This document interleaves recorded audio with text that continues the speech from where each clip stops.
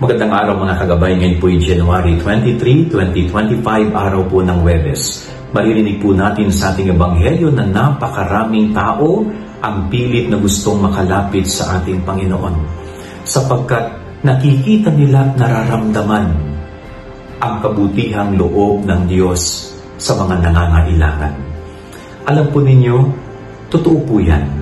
Pag ang isang tao ay mabuti, lapitin po yan ng tao.